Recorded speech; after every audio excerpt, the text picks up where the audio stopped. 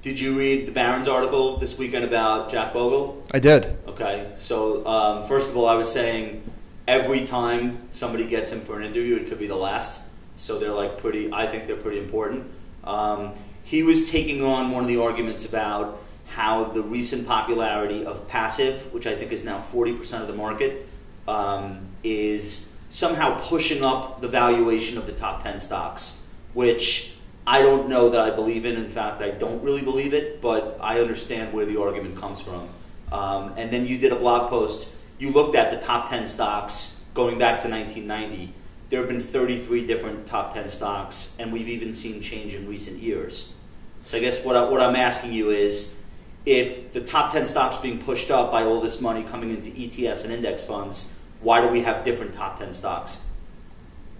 That's a good question. Well, theoretically, wouldn't that not work? One of the things that Bogle said that I thought was really interesting that I had never seen before was that there's actually more concentration in active funds in the top names. So, for instance, Apple is 3.5% of the S&P 500, but it's 3.6% of the average stock fund. And I'm guessing he's using large cap stock funds. So the active managers own even more Apple than the average index fund. Same thing with Alphabet. Same thing with Amazon. So who's pushing up the valuation of these stocks then? The Federal Reserve, duh. Obviously.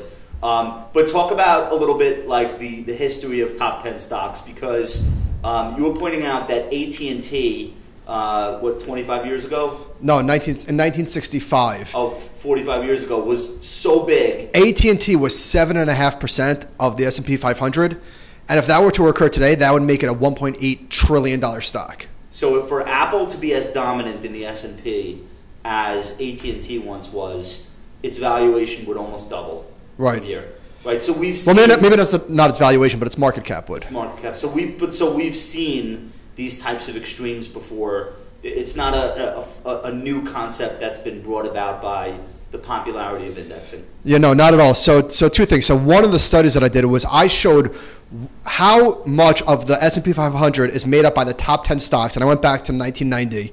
And Travis Fairchild and Patrick O'Shaughnessy went back to 1965 for this. And what you see is from 1965 to 1980, the number collapsed from like 55% down to 30% or so, 20%. And it's been going sideways since 1990. So I was thinking that if flows were distorting the prices of stocks and whatever, that the top 10 stocks would be a much bigger percentage overall than they used to be. And as a, for instance, General Electric, 5 years ago or 3 years ago, General Electric was the 5th biggest stock in the S&P 500. And over the last 3 years, it's down 47%, and it's now the 40th biggest stock. How is that happening? Right, so you have $1 trillion going to index funds or more in the last 3 years. So by the logic that they're pushing up the value of the top 10 stocks, then why wouldn't General Electric be bid up every day and not lose half its market cap? So you can't. I don't think you can have it both ways. Well, one of the things that Travis said, which is really interesting that I hadn't thought about, and this is sort of I think he's right moment, is, well, maybe I'm thinking about this wrong. It might be pushing up the bottom 90% as opposed to the top 10%. So think about the smallest stock in the S&P 500, for instance, because maybe the flows have a disproportionate effect on the smaller stocks. On the little ones. So Navient Corp is the smallest stock in the S&P 500.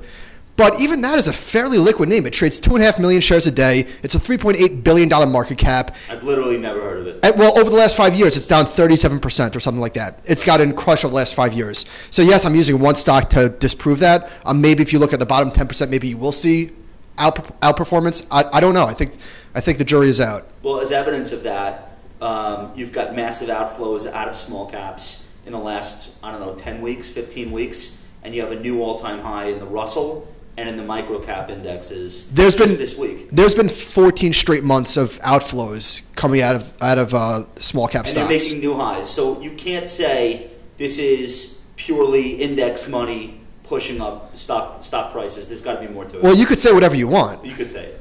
All right. Thanks, Mike.